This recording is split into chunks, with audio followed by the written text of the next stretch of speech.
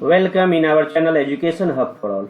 आप लोगों का फिर से हार्दिक अभिनंदन आपके अपने channel education hub for all में। तो चलिए, आप लोग एग्जाम अच्छे से दिए ही होंगे और सबको बेस्ट ऑफ लक फॉर 66। लेकिन जिनका अच्छा नहीं गया या जिन्हें लग रहा है कि इस एग्जामिनेशन में मेरा अच्छा परफॉर्मेंस नहीं है, बिना रुके बिना थके एक नई राह की ओर चल पड़ना है, क्योंकि समय निकलते समय नहीं लगता। टाइम कब निकल जाएगी आपको पता भी नहीं चलेगा और टाइम निकल जाएगा। इसलिए हम लोग एक नई शुरुआत की ओर बढ़ते हैं बिना पूर्व की बात किए, पिछले सारे बात को भूलते हुए एक नई दिशा की ओर कंटिन्यू हम लोग चलते हैं। अब आपने देखा भी होगा कि करंट अफेयर का वेटेज कितना रहता है एग्जामिनेशन में। अगर करंट अफेयर एक पोर्शन हमारा अच्छा हो जाता है तो फिर हिस्ट्री या बिहार या फिर अदर सब्जेक्ट के पीछे हम लोग दिमाग लगा सकते हैं। तो अभी से ही एक शुरुआत किया जाए कि हमारा एक भी क्वेश्चन करंट अफेयर का न छूटे। सीरीज 1 से हम लोग स्टार्ट करेंगे। ये आपका मंथन 1 आ चुका है। अगर आज इसे छोड़ देते हैं तो फिर टाइम नहीं मिलता है, 1 2 3 4 5 तक जाना पड़ता है, उसके बाद फिर इसका वार्षिकी आता है। तो इससे बाहर एक भी करंट देखने को नहीं मिलता है। और साथ में हम प्रतियोगिता दर्पण भी करते चलेंगे। इसके बाद हम प्रतियोगिता दर्पण का भी हम लोग करेंगे स्टार्ट। बस इसके बाद आप लोग कमेंट कीजिए और इसको बस रेगुलर रखिए, वीडियो को बिना स्किप किए आगे बढ़ते चलिए। मेरा वीडियो बनाने का मेन मकसद वही छात्र छात्राओं से, वैसे छात्र छात्राओं से है जो सुदूर इलाकों में रूरल एरियाज में रहते हैं। बस मेरी एक कोशिश है कि मैं करूं, उन तक भी मेरी एक कोशिश का मैं एक जरिया बनूं उनके लिए और वो अपने लाइफ में कुछ कर पाए। बस मेरी यही एक मकसद है। सब्सक्राइब करें या ना करें, बस कम से कम वीडियो को देखें, पढ़ें, इससे फ़ायदा उठावें। और सब्सक्राइब कर लेंगे तो आपको नोटिफिकेशन जल्द से जल्द आएगा। और लाइक कमेंट जरूर करें। कमेंट करने से वीडियो बनाने की प्रोत्साहन मिलती है। ओके, तो हम लोग आज अब स्टार्ट करते हैं बिना रुके हुए परीक्षा मंथन का 1 सीरीज 2020-21। ठीक है, ये लक्ष्य 1 है, लक्ष्य फर्स्ट 2021। तो चलिए हम लोग स्टार्ट करते हैं। बिना स्किप किए वीडियो को देखिएगा पूरा। ठीक है, ये मत समझिएगा कि मैं वीडियो चलाने के लिए आपके लिए नहीं, आपके काम की चीज़ है इसमें, इसलिए इसे आप देखिएगा अच्छे से। इसके बाद आप लोग कमेंट कीजिए और प्रतियोगिता दर्पण भी मैं बहुत जल्द डालूंगा। आ चुका है, जनवरी का आ चुका है और जनवरी का मैं राष्ट्रीय से राष्ट्रीय, अंतर्राष्ट्रीय और जो भी नवीनतम होती है खबर, नियुक्ति, उसका सारा एक एक पार्ट वाइज करके मैं डालूंगा। ओके, अब रेगुलर रहेगा वीडियो, आप लोग कमेंट कीजिए। चलिए स्टार्ट करते हैं। सबसे पहला आज हम लोग देख रहे हैं इसमें राष्ट्रीय मुद्दे। राष्ट्रीय मुद्दे में हम लोग क्या क्या देखेंगे, तो देखेंगे एक देश एक व्यवस्था। अब एक नया सिस्टम आने वाला है, एक देश एक व्यवस्था। उसके बाद आत्मनिर्भर भारत अभियान का अवधारणा और चरण क्या है उसे देखेंगे। फिर इसके बाद हम देखेंगे जम्मू कश्मीर के पुनर्गठन के 1 वर्ष पूरे हो चुके हैं। राष्ट्रीय शिक्षा नीति 2020, दिसंबर से लेके हम लोग को अक्टूबर में मान लीजिए पीटी होगा 67वीं का, उस तक हम कोशिश करेंगे कि अक्टूबर से लेके चले। ठीक है ना, तो एक भी नहीं छूटेगा। और क्या है, OTT प्लेटफॉर्म पर सरकारी नियंत्रण, भारत चीन संबंध के बारे में देखेंगे। भारत में डेटा संरक्षण, चीनी ऐप्स पर प्रतिबंध, फेक न्यूज, अक्षय ऊर्जा में भारत के बढ़ते कदम, पिछले 1 वर्ष में भारत प्रशासनिक एवं संगठित परिवर्तन, शिक्षा की वार्षिक स्थिति रिपोर्ट 2020, आकांक्षी जिलों में डेल्टा रैंकिंग कैसा है, स्वच्छता सर्वेक्षण और क्राइम रिपोर्ट 2019, भारत के शीर्ष 10 पुलिस स्टेशनों के बारे में जानेंगे। 1 वर्ष में लड़कों से ज्यादा गोद ली गई लड़कियां, ये भी इंपॉर्टेंट है। और कोरोना वायरस एवं भारत, इसे देखेंगे। भारत में प्रवासन और बोडो समझौता क्या है, हम लोग पढ़ चुके हैं, फिर भी रिपीट करना है। सतत विकास लक्ष्य भारत सूचकांक 2019, भारत में टिड्डी दल जो कि आया था, राष्ट्रीय संस्थागत रैंकिंग, मिशन सागर, ऑपरेशन समुद्र सेतु, राष्ट्रीय टिप्पणियां। एक एक करके हम लोग देखेंगे। इसके बाद 2 आएगा तो 2 भी डाल जाएगा। ओके, तो चलते हैं हम लोग स्टार्ट करते हैं। आज हमारा है पहला क्या है, ध्यान दीजिएगा क्या है, तो एक देश एक व्यवस्था, पहले उसको देखेंगे। देख लीजिए यहाँ पे है एक देश एक व्यवस्था, इसको देखेंगे। वन नेशन वन सिस्टम,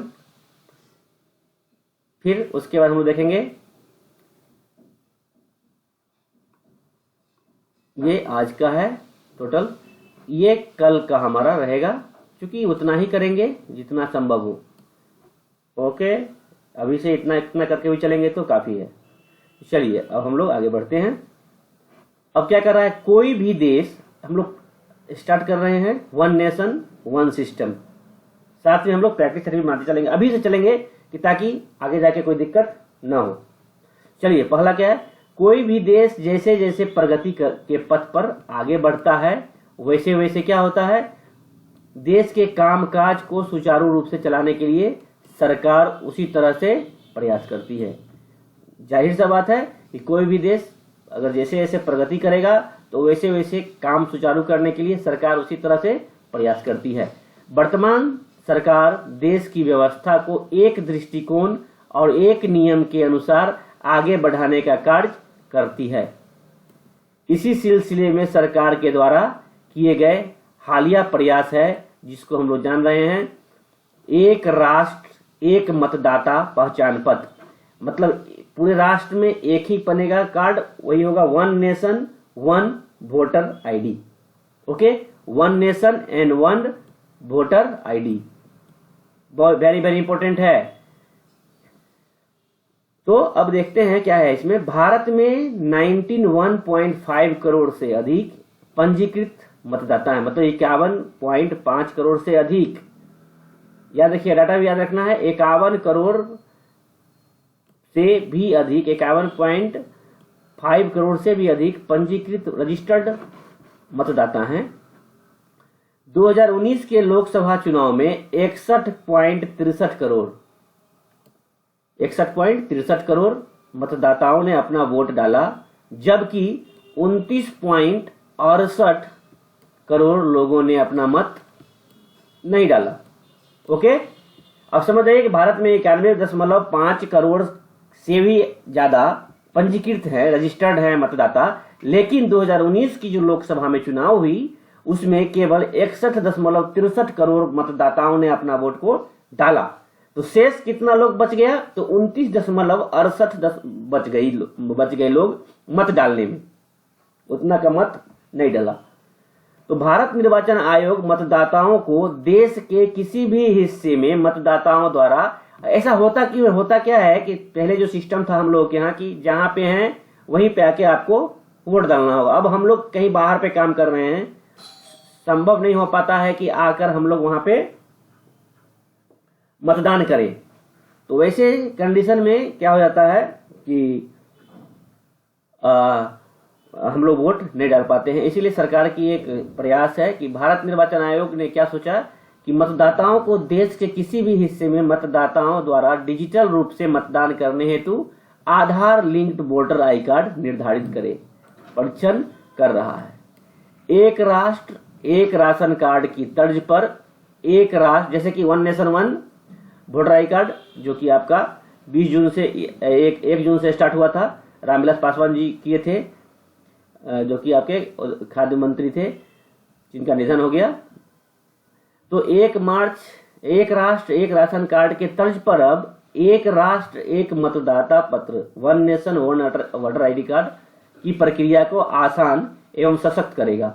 चुनाव आयोग द्वारा क्रियान्वित इस योजना के माध्यम से किसी भी जगह पर तैनात कोई भी व्यक्ति इलेक्ट्रॉनिक रूप से प्रेषित पोस्टल बैलेट सिस्टम के माध्यम से मतदान कर सकते हैं। मतलब आप कहीं पे भी हैं, उससे कोई फर्क नहीं पड़ता, आप वहीं से अपना वोट डाल सकते हैं। अब उसके साथ साथ एक और आ रहा है, वन नेशन वन एग्जाम। 19 अगस्त 2020 को प्रधानमंत्री की अध्यक्षता में केंद्रीय मंत्रिमंडल ने सरकार की नौकरियों के लिए भर्ती प्रक्रिया में सुधार लाने हेतु राष्ट्रीय भर्ती agency, national recruitment agency NRA के गठन को मंजूरी दे दी। ये याद रखिएगा, 19 अगस्त 2020 को प्रधानमंत्री की अध्यक्षता में केंद्रीय मंत्रिमंडल ने केंद्र सरकार की नौकरियों के लिए भर्ती प्रक्रिया में सुधार लाने हेतु राष्ट्रीय भर्ती agency NRA national recruitment agency को मंजूरी, इसके गठन की मंजूरी दे दी। कब? तो 19 अगस्त 2020 को। राष्ट्रीय भर्ती एजेंसी NRA द्वारा B और C गैर तकनीकी पदों के लिए उम्मीदवारों की शॉर्ट लिस्ट करने हेतु सामान्य योग्यता परीक्षा कॉमन एलिजिबिलिटी टेस्ट CET कहते हैं का आयोजन किया जाएगा। ओके। प्रारंभ में NRA द्वारा उन परीक्षाओं के लिए सामान्य योग्यता परीक्षा CET कॉमन एलिजिबिलिटी टेस्ट ली जाएगी का आयोजन किया जाएगा, जो मुख्यतः इस समय कर्मचारी चयन आयोग SSC, रेलवे बोर्ड और institute of banking personal selection IBPS द्वारा संचालित किया जा रहा है। ओके। आवश्यकता पड़ने पर बाद में इस बहु एजेंसी निकाय के अंतर्गत कई अन्य परीक्षाओं को भी शामिल किया जा सकता है। CET 3 वर्षों की अवधि के लिए वैध होगी। यह भी इंपॉर्टेंट है कि CET जो होगा 3 वर्षों के लिए वैध होगा और 19 अगस्त 2020 से इसे मंजूरी मिल चुका है। आवश्यकता क्यों है यह भी जान लेते हैं।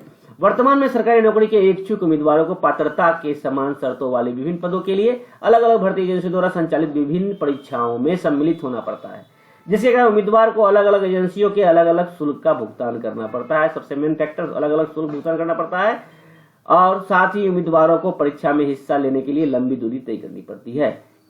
इससे उम्मीदवारों पर आर्थिक बोझ पड़ता है। जो शुल्क पड़ेगा तो क्या बढ़ेगा? आर्थिक बोझ पड़ता है। देश में प्रत्येक जिला में परीक्षा केंद्र स्थापित किए जाएंगे, जिससे दूर दराज के क्षेत्रों में रहने वाले उम्मीदवारों को काफी लाभ प्राप्त होगी। ओके।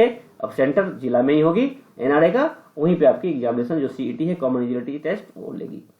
अब एक और आएगा वन नेशन वन मार्केट। अभी हम लोग देख लिए one nation one voter card, one nation one exam. अब क्या होगा? One nation one market.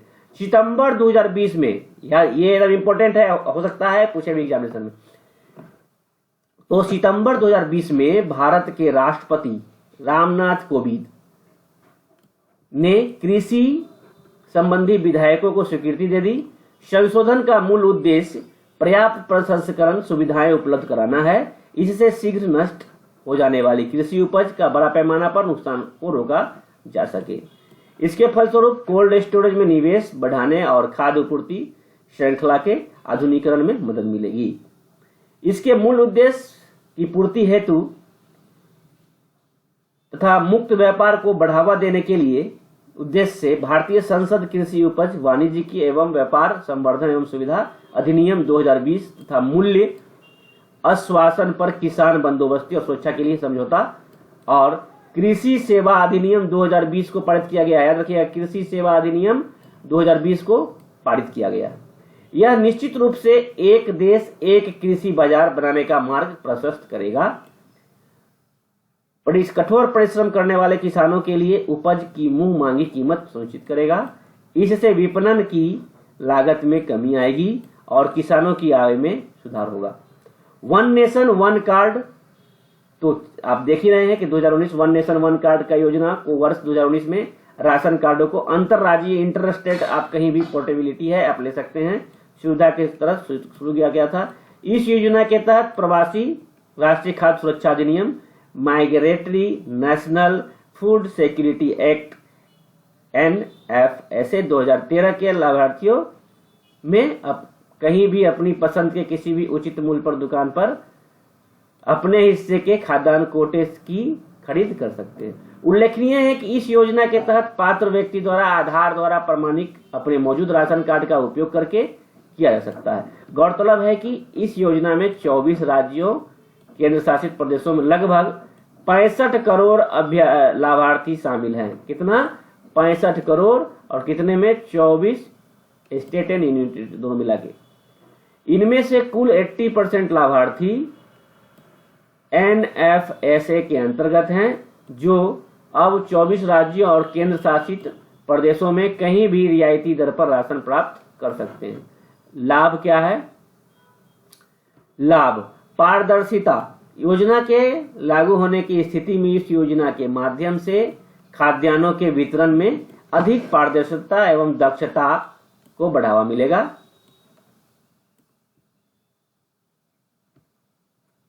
पहचान, यह नकली राशन कार्डों की पहचान के लिए एक तंत्र होगा।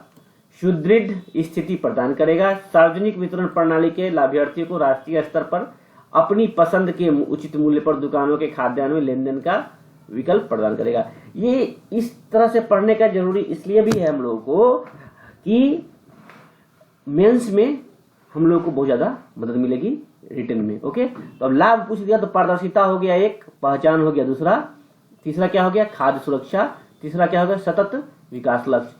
अब यह योजना 2030 तक, कब तक? यह योजना 2030 तक भूख को खत्म करने के लिए सतत विकास लक्ष्य तहत निर्धारित लक्ष्य को प्राप्त करने में मददगार साबित होगा। आगे चलते हैं।